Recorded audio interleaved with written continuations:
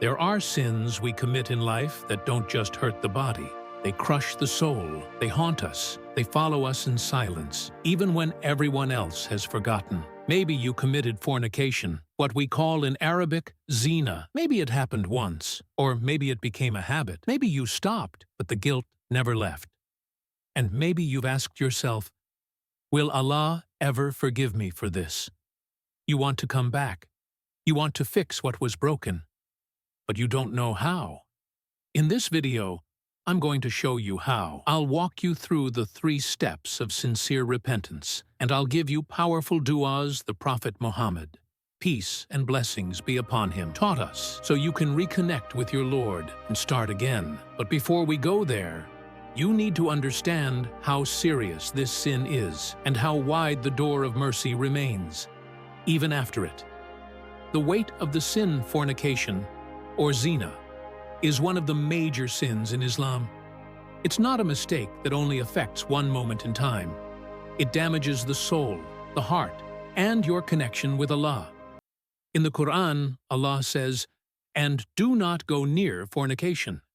Indeed, it is ever an immorality and is evil as a way. Surah Al-Isra. Notice that he doesn't say, "Do not commit fornication."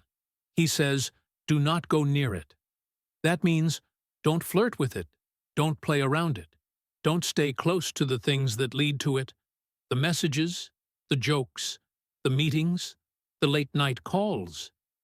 If you stay close to the edge of the cliff, sooner or later, you'll fall. The Prophet Muhammad, peace and blessings be upon him, said, when a believer commits fornication, faith leaves him like a cloak being removed. And when he stops, it returns. Reported by Abu Dawud, Zina takes away the light of Iman. It removes your spiritual protection. And yet, even after such a heavy sin, the door to return is never closed. The pain after the sin. Let's speak honestly. Maybe you already stopped the sin. You walked away from the person. You deleted the messages. You regret what you did. But deep inside, you still feel unclean.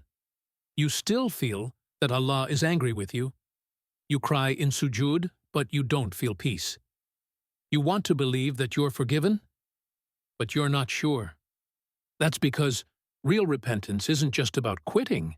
It's about returning with your whole heart. It's about standing before Allah, not as someone proud, but as someone broken and honest. The pain you feel, that sadness, that guilt, it's not a punishment. It's a sign that your heart is still alive, and it's the beginning of your return. The 3 things you must do for forgiveness. If you want Allah to erase this sin from your record, to love you again, and to rebuild your heart, stronger than before, then these are the 3 steps of sincere Tawbah. Not theory, not poetry. These are the steps that open the door back to Jannah. First, deep, honest regret. This isn't about words. It's not about saying, "I'm sorry." It's about feeling the weight of what you did. It's sitting alone, late at night, thinking, "Ya Allah, how did I disobey you like that?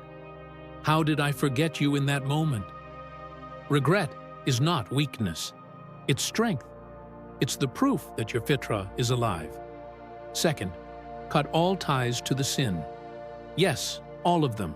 The person, the chats, the habits that led you there. Block the access. Walk away from whatever tempts you. Don't wait until your faith is strong enough. You strengthen your faith by walking away now. You can't ask Allah to clean your heart while you continue to play in the dirt. Third, promise that you will never return, even if you're afraid to fall again, even if you think you're weak. Right now, your intention must be real. Say to Allah, "Ya Rab, I don't want to do this again. I want to be clean, and if I slip, bring me back." That intention, that sincerity, is what makes the angels write your name among the forgiven. Now, let's talk about what you can say to Allah. Sometimes you want to come back, but your heart is so heavy, you don't know what to say. The Prophet Muhammad, peace and blessings be upon him, gave us du'as that are more than just words. They are doors, and if you say them sincerely, they can lead you straight back to Allah's mercy. These are the three most powerful du'as you can start with. First, Sayyid al-Istighfar, the master of seeking forgiveness.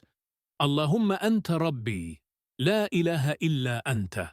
خلقتني وأنا عبدك وأنا على عهدك ووعدك ما استطعت أعوذ بك من شر ما صنعت أبوء لك بنعمتك علي وأبوء بذنبي فاغفر لي فإنه لا يغفر الذنوب إلا أنت. This dua is the most complete way to admit your faults and return to Allah with humility. You're saying, "O Allah, you are my Lord. There's no one else I worship but you. You created me. I am your servant. I try to keep my promise to you as much as I can. I seek protection from the evil I've done. I admit all the blessings you've given me, and I admit the sins I've committed. So forgive me, because no one else can forgive except you."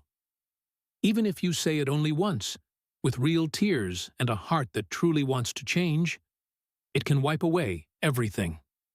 Second, a short but powerful. Istighfar, astaghfirullah al-azim wa atubu ilayh. Astaghfirullah al-azim wa atubu ilayh. That means, I ask Allah, the Most Great, to forgive me, and I turn back to Him. You don't need a special place or time.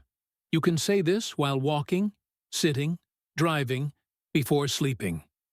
Repeat it with your tongue, but make sure your heart is with it too. The Prophet Muhammad, peace and blessings be upon him, used to say it more than 70 times a day. Third, the dua taught to Aisha, may Allah be pleased with her, Allahumma innaka afoon tuhibbul afwa, fa'fu anni, Allahumma innaka afoon tuhibbul afwa fa'fu anni. You're saying, "O Allah, you are forgiving and you love to forgive, so forgive me." This is the perfect dua to say during the night, especially in your sujood. You can say it once, 5 times, 10 times, but say it like you're begging Allah to clean your soul, because if you ask Allah with sincerity, He will forgive you. Can Allah still love you? Yes. 1,000 times, yes. Allah says in the Quran, "Indeed, Allah loves those who repent and those who purify themselves." Surah Al-Baqarah. And the Prophet Muhammad, peace and blessings be upon him, said, "The one who repents from a sin is like the one who never sinned." Narrated by Ibn Majah. And Allah, in His mercy, didn't just say, "I will erase your sins." He said, "Those who repent, believe, and do good deeds, I will turn their bad deeds into good deeds." Surah Al-Furqan. Not just forgiven, rewritten. That mistake you regret can become a reward if it leads you back to Allah. Your past does not define you. Don't wait for the perfect time. Don't wait until you feel more religious. The perfect time is now. Make wudu. Pray 2 rak'ahs. Lift your hands and say, "Ya Allah, I was lost, but I want to return. Clean me. Forgive me. Take me back." Because you are not defined by your sin. You are defined by your return to Allah, and His mercy is always greater than your mistake.